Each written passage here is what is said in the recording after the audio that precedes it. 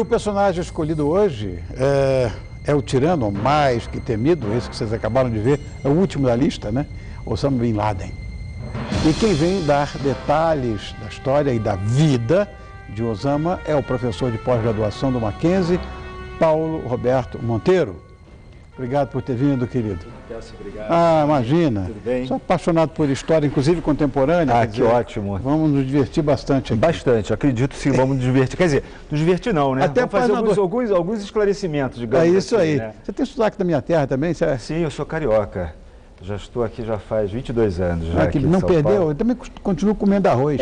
Continua. Que bom. Mas você colégio. Mas como é que você faz? Você primeiro, quando você vai comer feijão e arroz, você põe primeiro o feijão e depois o arroz ou ao contrário?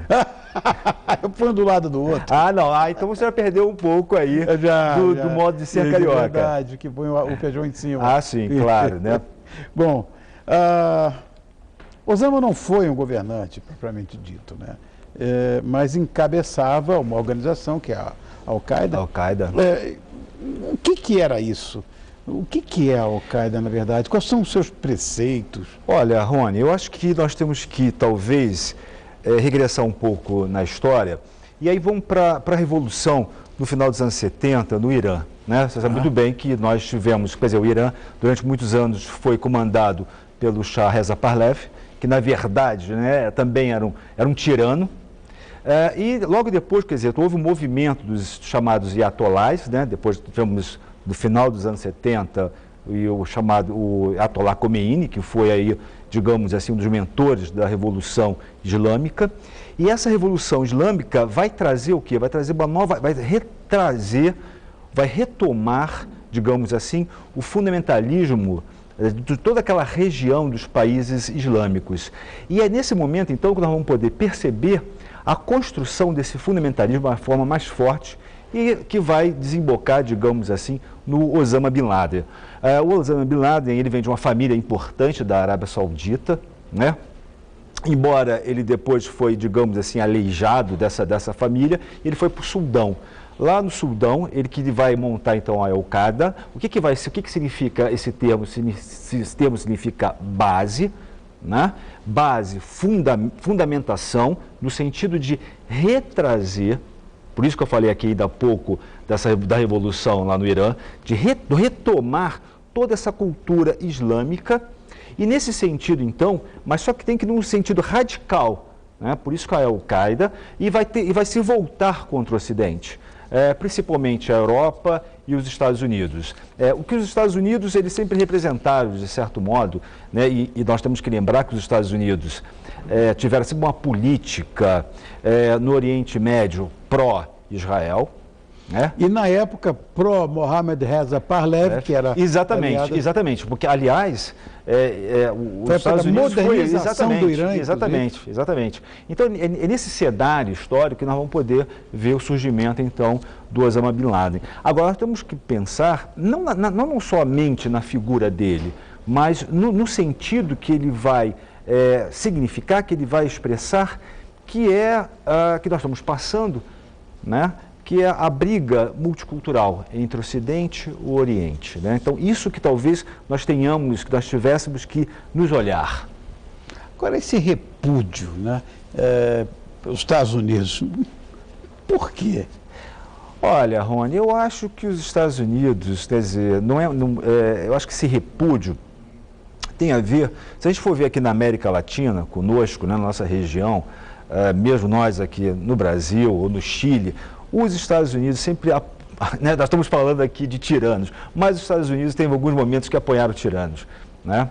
Então, acabou havendo, digamos assim, uma antipatia em relação aos Estados Unidos. Não a cultura norte-americana, eu acho que nós temos que separar a cultura norte-americana do Estado norte-americano. Quer dizer, quando se fala dessa ódio, entre aspas, dos Estados Unidos, nós temos que, não é diretamente a cultura, mas a política norte-americana. A política norte-americana sempre foi uma política, digamos assim, intervencionista no mundo. Então, é claro, isso vai haver antipatia, digamos assim. Sem dúvida alguma.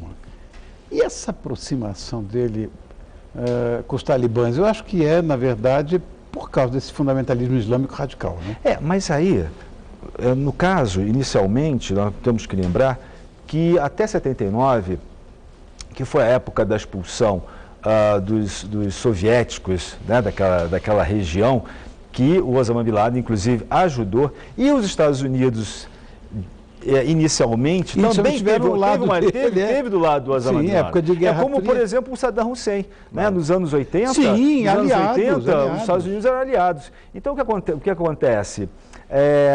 No Afeganistão, quer dizer, já havia tido uma guerra ali, né, uma expulsão dos soviéticos, e que o Osama Bin Laden ajudou a tirar, com a ajuda dos Estados Unidos, né? Então, ou seja, os próprios Estados Unidos acabaram como que criando, digamos assim, esse dragão, monstro, né? claro. Esse dragão, que se voltou depois contra ele próprio, né? Exatamente.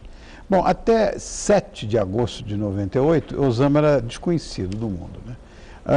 Mas depois dos atentados, aquelas duas embaixadas, foi uma do Quênia, né, e uma outra foi lá na Tanzânia, né? Ele foi considerado o terrorista mais procurado do mundo. E negou, né? Como é que foi isso? Claro, né? Mas sem dúvida, né? Na verdade, evidentemente, tem que ser negado, né? Claro, é evidente que se começou toda uma política da Al-Qaeda, né? Ou seja, de processo. Porque a gente tem que lembrar o seguinte, né? Quando nós estamos falando aqui de radicais religiosos, seja cristão, seja muçulmano, fundamentalismo, claro. e vai entrando, digamos assim, desculpe usar o termo, meio que vai entrando numa piração, né, E uma piração de um tolho, né, que sim, não olha para o lado, sem dúvida. E aí o que aconteceu? Começou a se haver esses ataques, né? Embora nós também tenhamos que lembrar que muitas das vezes houve alguns ataques no próprio dos Estados Unidos, mas que não foi feito pela Al-Qaeda ou por qualquer movimento muçulmano, mas sim pela própria direita norte-americana, né? Então, nesse caso, é óbvio que essa terrorismo, né, em relação a essas duas embaixadas levou, né, jogou um spot sobre Osama Bin Laden, né? O pessoal do Partido Republicano, nessa época, incendiou mais ainda a história. Sim, claro, né? Quer dizer, se for ver a direita norte-americana, ficou em pânico, né? Mas se nós formos reparar, existem também movimentos terroristas, tanto que em Oklahoma, se pensou que fosse... E era um americano. Não, era os próprios americanos. Quer dizer, tem um filme que é o Clube da Luta, né, que tem uma polêmica. Não sei se você lembra do final do filme, que tem um terrorismo em relação a diversas empresas norte-americanas. Se aquele filme tivesse sido antes de 2001, depois de 2001, jamais ele teria passado, né? Ou seja, porque também retrata que o problema não está só nesses movimentos islâmicos, mas também está no próprio Estados Unidos. A gente não pode deixar de falar, né, Paulo Alberto, no 11 de setembro, né, que esse ano completou 10 anos. Bom, o atentado e a posterior guerra contra o terrorismo marcaram o início do nosso século aqui, né? E apesar do próprio Osama dizer que não teve envolvimento com essa história, você disse, mas justo, ele ia falar isso mesmo, né? O que pode ser considerado verdade? Olha, eu penso o seguinte, nós nunca vamos saber se foi o Osama, se não foi, inclusive se ele realmente morreu ou não morreu. Eu penso que o ponto básico é uma discussão que nós temos que abrir em termos políticos, que se relaciona à multiculturalidade. Ou seja, o Ocidente, ele necessariamente precisa compreender as bases culturais do Oriente, né? Se não houver isso, se não compreender, não significa necessariamente seguir os mesmos padrões, para que haja realmente um diálogo. Então, o problema que 11 de setembro representa, de fato, é esse conflito cultural, multicultural que nós temos. Enquanto o Ocidente tiver uma visão racionalista, pragmática, querer impor modelos culturais, modelos econômicos ao outro, vamos continuar tendo terrorismo, vai continuar havendo tais conflitos. E nós vamos, obviamente, se ainda há pouco era Osama Bin Laden, daqui a pouco vão vir outros. Então, a questão não são as pessoas. O problema está vinculado a projetos políticos para o mundo, que, aliás, se a gente for perceber, a queda do Muro de Berlim representou o fim das grandes utopias. Nós não temos mais grandes utopias. Talvez a nossa utopia seja o diálogo entre as culturas. Talvez até porque com a implantação da Revolução Bolchevista, eu vou dizer você, viu, com toda certeza, Marx e Engels estavam se virando no túmulo. Também concordo. Os caras fizeram tudo ao contrário. Também concordo. Mas como já diria um filósofo alemão de origem judaica, o Walter Benjamin, toda revolução ela acaba se autotraindo. Né? Então aconteceu, sempre ocorre isso, há esses descasminhos. Concordo plenamente, eu acho que o Marx e o Engels devem estar se remexendo, né? Ser danados da vida, sem dúvida. Você estava falando agora há pouco da morte do Osama Bin Laden, morreu ou não morreu, quer dizer, foi declarada, né, a morte dele, esse ano inclusive, e o corpo foi mantido sob custódia militar, etc. Eu até entendi de certa forma. Claro. Os exames de DNA mostram que existe uma possibilidade, vou grifar isso, né, de ser Osama. Faltam provas mais concretas ou não falta nada? Olha, tipo arcada dentária. É possível que esse cara esteja vivo ainda, não? Eu não sei, porque vira mito, né, Rony? Vira mito. E aí, assim, e mesmo que esteja vivo ou morto, ele já virou um ícone, tá? Da questão da política no mundo. Então, da política é compreendido como relações de poder.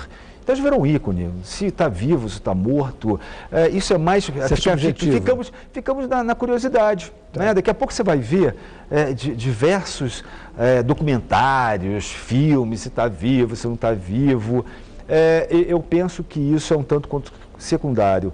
O importante é podermos ter um diálogo entre as culturas. Porque senão, é claro, né, vai aparecer novos tiranos, que muitas das vezes esses tiranos aparecem porque nós os produzimos. Né? Seguramente. Bom, e o contexto sociopolítico hoje lá do Afeganistão? Volta e meia a gente vê uma cena de Cabul, tal, uma coisa um pouco melhorada, porque a visão do Talibã é voltar de fato claro. ao homem da pedra lascada. Claro, né? Eu penso o seguinte, que a situação no Afeganistão não melhorou, evidentemente, né? Aliás, nós tivemos agora um problema, né, com o Paquistão, né, das forças da ONU, mataram 28 soldados. Aquelas populações continuam abandonadas, assim como no Iraque, né? Com a invasão do Iraque, se a gente for ver o Iraque, também bagunçou. O que eu penso que talvez é muito recente, e é em todo o Oriente, são as questões das revoltas populacionais que estão havendo lá. Como, por exemplo, agora, no Egito, esse segundo movimento que está havendo em relação à junta militar que está lá. Então, eu penso que é muito cedo para dizer se houve melhorias ou não. Acredito que nesse momento não, Rony, não teve melhoria em hipótese alguma. Claro que nós podemos ter imagens, mas imagens também são manipuladas. Né? Seguramente.